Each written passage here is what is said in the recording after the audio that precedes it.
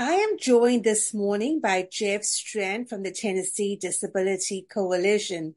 Good morning, Jeff. Good morning, Marsh. Thanks for having me back. Always, Jeff. Thank you for joining us. And most importantly, thank you for keeping us informed as to the legislation that directly impacts our community. Um, as we all know, advocacy just doesn't stop with telling your story. It actually translates into taking action as well. And you are one of you and the Tennessee Disability Coalition are one of the organizations in the state of Tennessee that are helping allies for the disability community, helping in creating a better life. So I look forward to hearing more from you as to the legislation that directly impacts our community. And please carry it forward, Jeff. Yeah, absolutely. So we are right in the thick of the session right now. It started off in January. It's the second year of a two-year session. So every General Assembly session is 2 years. The second year always goes very fast. It's a really intense year because you have all the bills that did not find some sort of resolution last year, either fail or pass. They all come back for this year. And our good friends at the legislature proposed like 2,000 more. So there are a lot of bills here in the second year. But as far as the disability community is concerned and the coalition is concerned, we've really focused down on a few of them here. So we've got our policy platform here at TDC that we've been working on. And then, of course, we play a lot of defense down at the Capitol, making sure that things that would harm the disability community intentionally or unintentionally don't find a way into law. So I'll start with our policy platform, if that's all right, and I'll start with our successes. Um, Absolutely. yeah, so we got a call from somebody who was renewing their disability parking placard it's sometime in January, and noticed that they used some really outdated language, like permanently confined, or no, what is it? Yeah, confined to a wheelchair. They describe people as spastics and arthritics and mentally defectives. And that's just old, outdated language. We know that language is important for the perception of the disability community. We want to be known primarily by who we are rather than what our disability is, or a lot of us do anyway.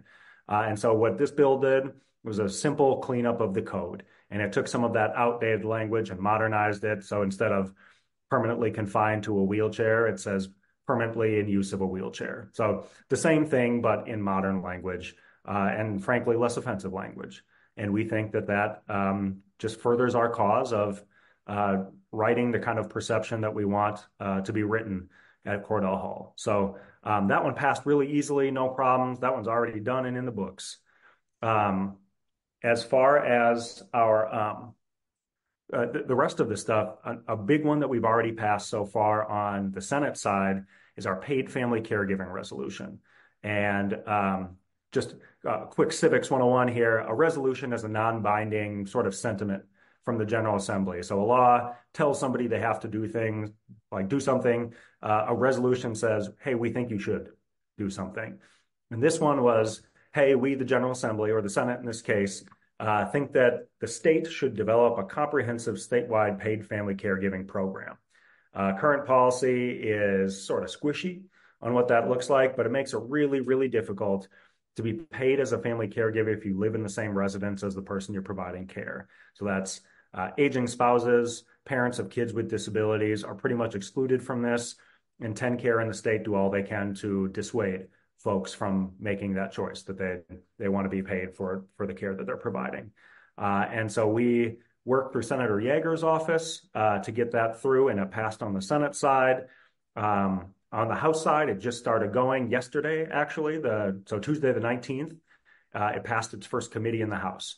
And so in the end, what we're really hoping will happen is we can go to TennCare and say, hey, look, both the House and the Senate think you should do this.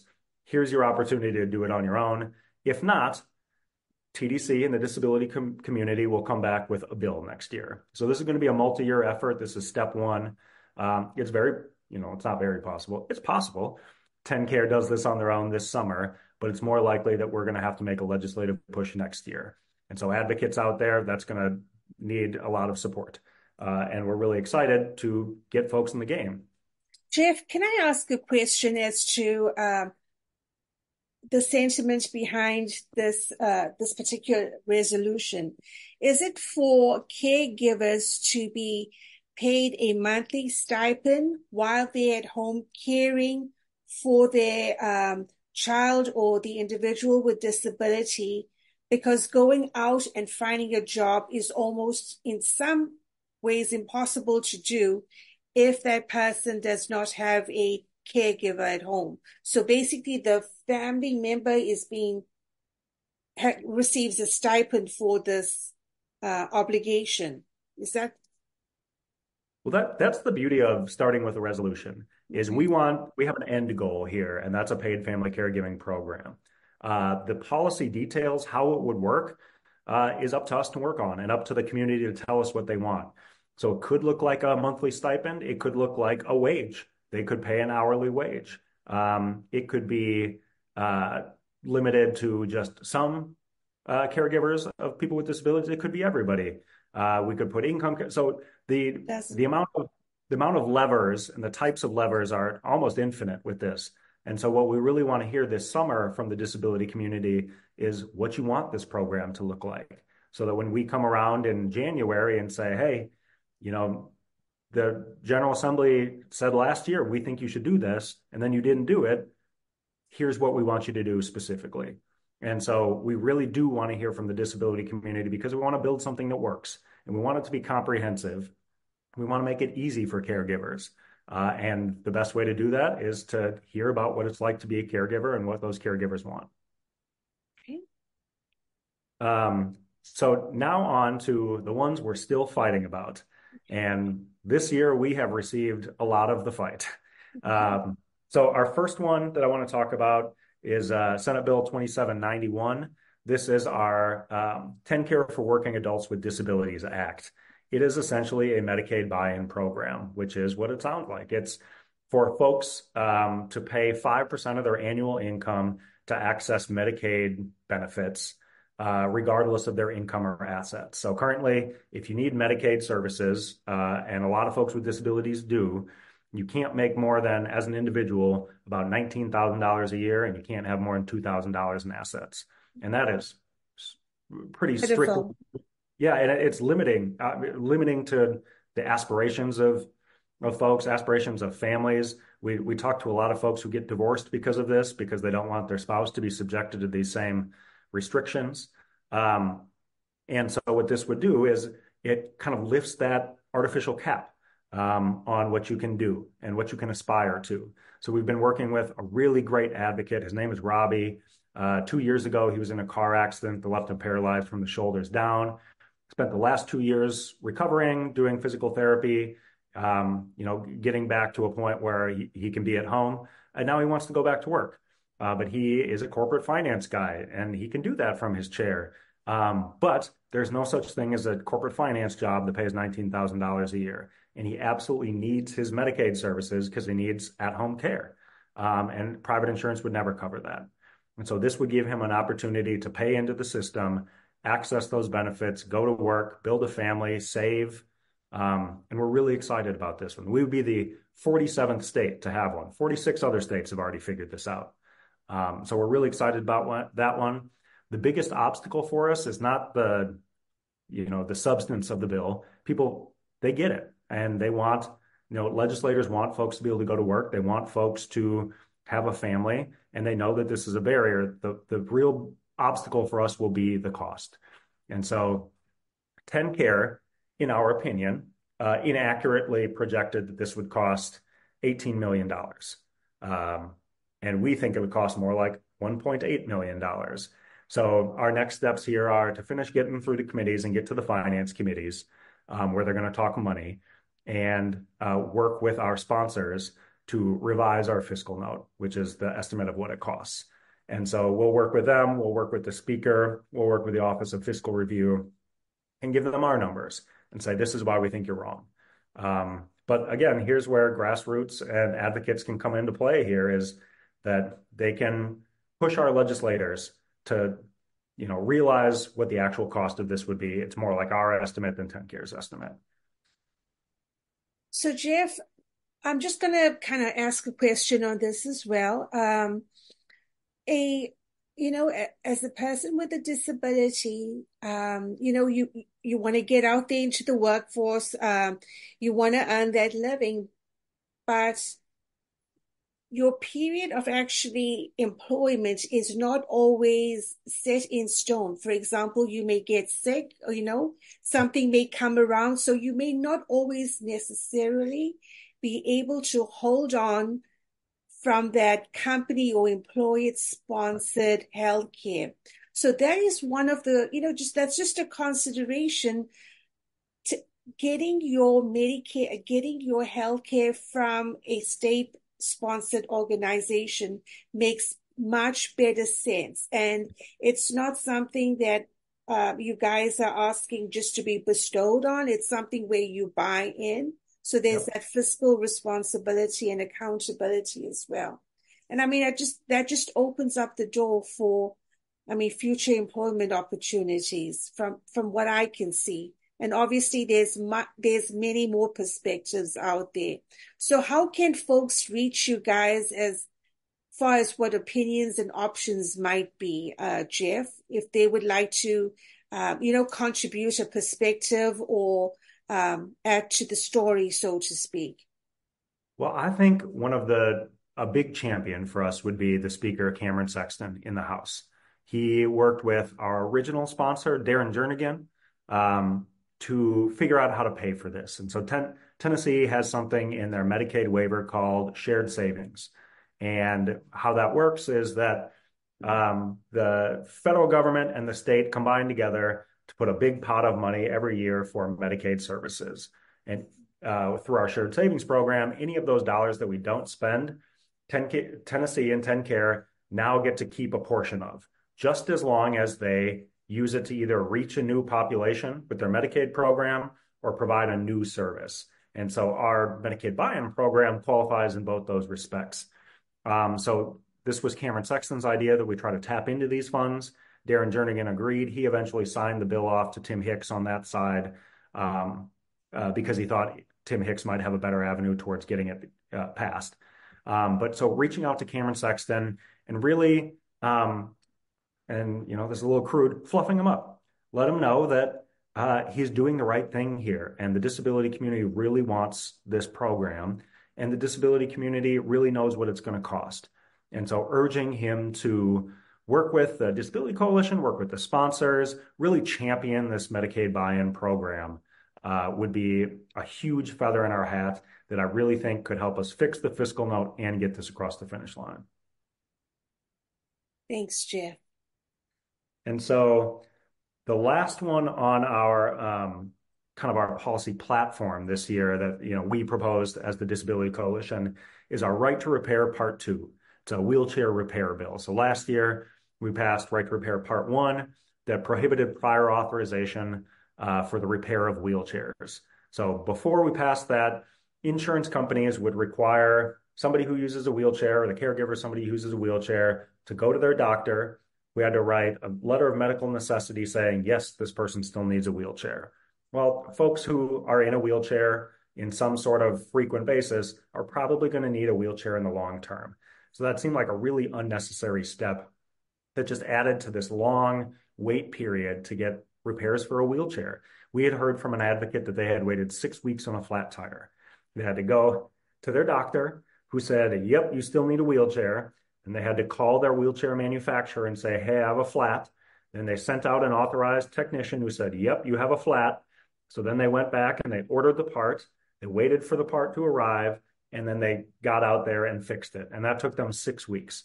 And 6 weeks without a wheelchair for someone who needs it is forever. I mean, it is your lifeline. It is your access to the world.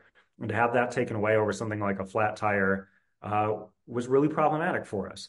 So the way that this bill, part 2, works this year is we established 2 new ways to get your wheelchair fixed. So you can still do the old way. You can go through your warranty, call your manufacturer, and they'll send out an authorized technician. That's for things that are complicated, require some software work or things where you want to make sure that it's a really safe uh, repair done by somebody who knows what they're doing. The other two, the first one is independent repairs.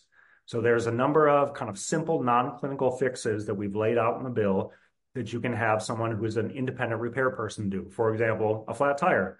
You could go to your local bike shop and they can install your tire for you. You can reach out to your manufacturer and order the part and they'll send it to your bike shop. We think that that's really helpful, not just for those quick fixes, but also it frees up those authorized technicians to go work on more difficult cases. And then the third way is through preventative maintenance. And so this one has been a real sticking point for private insurance companies, for TennCare, for those who are going to have to pay for it. But preventative maintenance is what it sounds like. Once a year, you can call up your wheelchair supplier. So the person, the store, whoever sold you the wheelchair and say, hey, can you come out and do a checkup? They'll come out and do the checkup. They'll tighten some bolts. They'll fix things that they can fix with their toolbox right there and hopefully extend the life of the wheelchair further to prevent any need for future repairs. So now there are 3 different ways that a person can get their wheelchair fixed: the old way with the warranty and the authorized tech, independent repairs, and preventative maintenance. And we think that all 3 of those things combined will really streamline this process. It'll put some pressure on folks to keep parts in stock, and it'll just move things along faster. So people who use a wheelchair who might be in need of repair can get back to their life. And so we're really excited about this one. Jeff, is there any other, we've got about 5 more minutes. I know that the school voucher program is probably not within the scope of this podcast. And honestly, maybe we shouldn't, shouldn't record it. It's just, people are upset. Even in our area, it's, so yeah, I think we need to, as you said, just leave that alone for right now. And I'll obviously edit what we're saying right now out. But is there any other legislation that you think that it's really important for folks to kind of start like mobilizing for?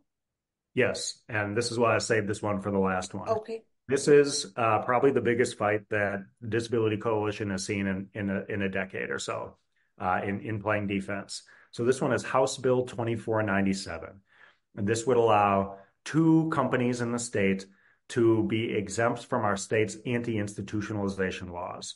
So when we closed the institutions over the previous 2 decades, we put in place these laws to prevent them being built again. And so the law is kind of crude, but very effective. It says no more than 4 people with disabilities can live in one residence without anybody who doesn't have a disability. And that residence can't be within 500 yards of another residence for people with disabilities. So it just says 4 in one spot, and you can't line them up all next to each other. And so that has been effective in protecting our population against, backsliding and institutionalization. Well, these 2 organizations would like an exemption to that. They would like to build dormitory-style housing for people with disabilities in their respective campuses. And I'll leave out their names because they're not trying to do anything wrong here. They have no ill intent, I'm sure of it. They are trying to address a real problem, and that's the lack of residential options for people with disabilities, specifically folks with intellectual developmental disabilities. We just think they're going about it the wrong way. We don't think that 2 dormitories on either side of the state is worth eroding and jeopardizing this long-standing protection against institutionalization. And so that one was heard in House Health Sub yesterday, the subcommittee, and Senate Health and Welfare. Senate Health and Welfare had passed. We did not offer testimony on that side out of deference to the sponsor, who's Leader Jack Johnson, because we told him we'd work with him and we'd work on a compromise solution. On the health side, we supported our good friends at the ARC of Tennessee and the Council on Developmental Disabilities to provide testimony that outlined our concerns. And we have lots of concerns. We know that congregate segregated facilities, whether state institution or privately run such as these, are not the best option for people with disabilities. I take that back. For some folks, this is the type of option that they want, but it erodes that protection for the rest of us. So we don't think that is worth it.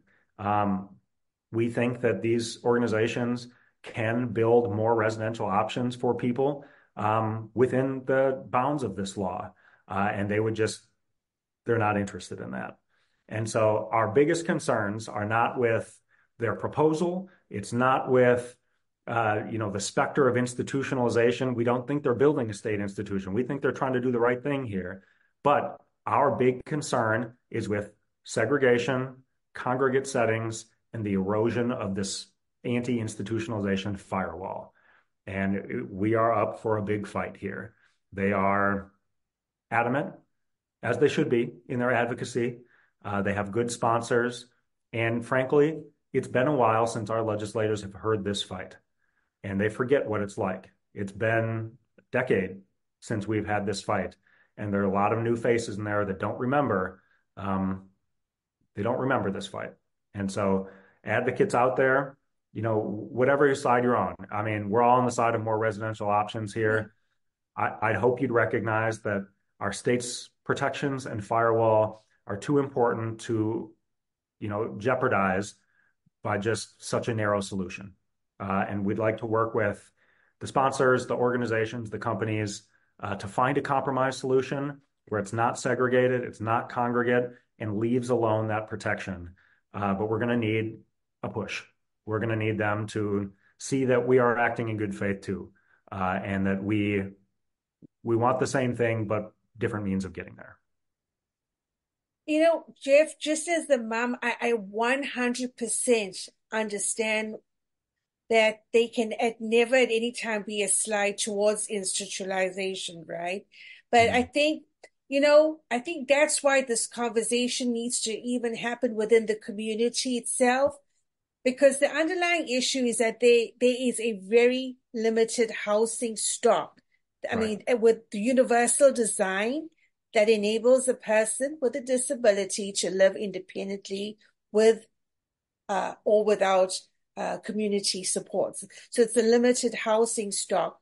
So, and I'll be honest, because this is actually one of the conversations that I've had with other parents is why can't they be, for example, parents pooling together assets to set up a house for especially if there's no family members that are available or willing to, to take on the responsibility.